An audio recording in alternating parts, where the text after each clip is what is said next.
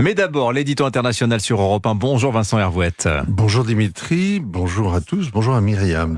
Vincent, surprise en Italie, Giorgia Meloni a annoncé aux militants de son parti Fratelli d'Italia quelle serait leur tête de liste pour le scrutin du 9 juin. Oui, alors a priori c'est une drôle d'idée de se présenter à une élection quand on est décidé à ne pas tenir compte du résultat si on est élu. Giorgia Meloni fait comme les étudiants qui passent ce matin le concours de Normal Sup sans avoir l'intention d'enseigner un jour. En France, on n'imagine pas Gabriel Attal ou Emmanuel Macron, tête de liste. Les lecteurs détesteraient ce tour de passe-passe. Eh bien, en Italie, le procédé est banal. Silvio Berlusconi l'a fait alors qu'il était à la tête du gouvernement en 2009. Matteo Renzi, qui lui a succédé, l'a fait aussi 5 ans après. Et à chaque fois, eh bien, la liste ainsi conduite est arrivée en tête et le Premier ministre, conforté par ce mini-plébiscite, s'est ensuite désisté. Giorgia Meloni va en faire autant. Fratelli d'Italia, son parti est en tête des sondages à 27%, devant le Parti démocrate à 20%, dont le leader se présente lui aussi, tout comme Antonio Tajani, le chef de Forza Italia, actuel ministre des Affaires étrangères. Aucun d'entre eux n'ira couler à Strasbourg une retraite moelleuse comme un Gewürztraminer, un vendange tardive. L'élection est un test et l'Europe un prétexte. On voit l'amateur. Vincent, quel est l'enjeu européen pour Giorgia Meloni ?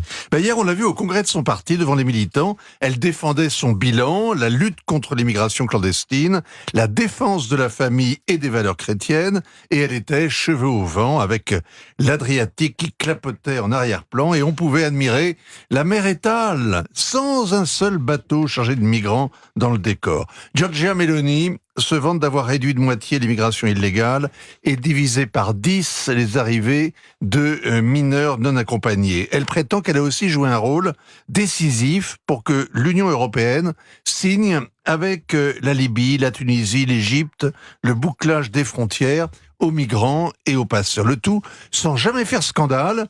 À Rome, mieux qu'une réforme tonitruante, il y a eu une cascade de décrets-lois et l'immigration a cessé d'obnubiler les esprits.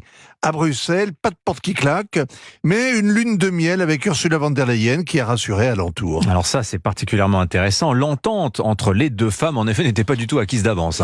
Quand l'Italienne a été élue, l'Allemande a averti, si ça prend une mauvaise direction, nous tenons des outils. Et avertissement inutile, Giorgia Meloni a tout de suite donné des gages. Sur le budget, elle a emprunté son ministre des Finances à l'équipe de Mario Draghi. Et sur l'Ukraine, elle est plus va-t-en-guerre et atlantiste que Joe Biden lui-même.